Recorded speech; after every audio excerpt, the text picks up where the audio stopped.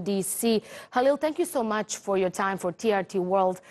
Can you tell us why is this area so disputed? Well, the area is so disputed for a simple reason. It's an occupied territory, and international law defines that as such. And we have a whole body of international resolutions ranging back from 1967, 242, to Resolution 497 and others that basically leaves the status of this territory subject to negotiation. The decision by Trump is not a historic decision. It's an ill-timed and ill-advised decision because it makes a mockery of this international law, dictating unilaterally the sovereignty of a piece of territory in contravention of international law. Khalil, Israel captured this area in 1967. Why does it see it as so strategically important? Well, I mean, this is kind of antiquated strategic analysis. It looks basically at geography or topography as the determinant of strategy. The fact that the Golan is a higher, if you will, mountain strategically located overlooking the Galilee area. Therefore, from an Israeli military perspective, it is of strategic value. But this is kind of an elastic concept. I mean, talking about strategic value, maybe Mount Ararat is of strategic value to Israel. So are the Alps.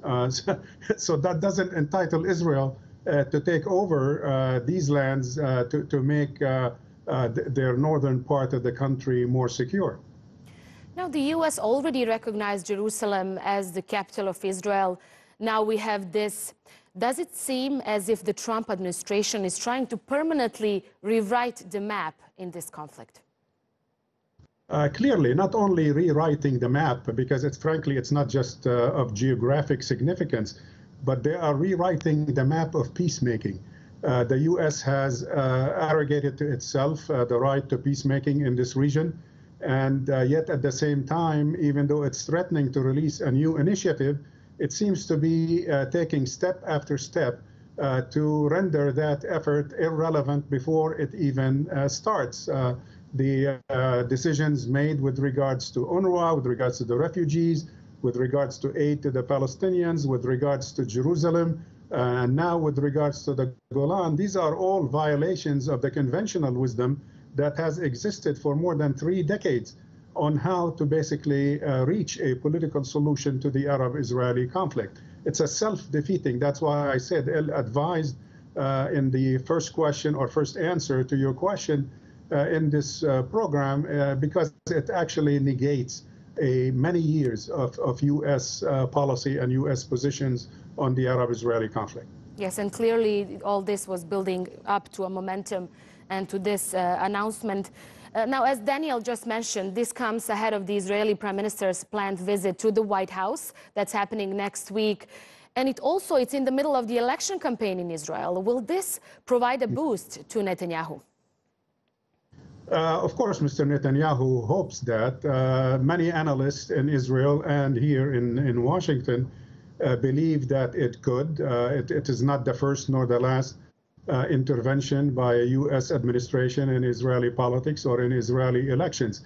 Clearly, Mr. Trump would like to see Mr. Netanyahu re-elected as the Prime Minister of Israel, and this is not accidentally timed. I think it's on purpose because Mr. Trump, maybe as a potential indictee, is sympathizing with Mr. Netanyahu, who is about to face some serious also indictments on his side of the Atlantic and wanted him reinforced before the April 9th elections. Khalil Jahshan, the Executive Director of the Arab Center, Washington, D.C. Thanks so much for that analysis for TRT World.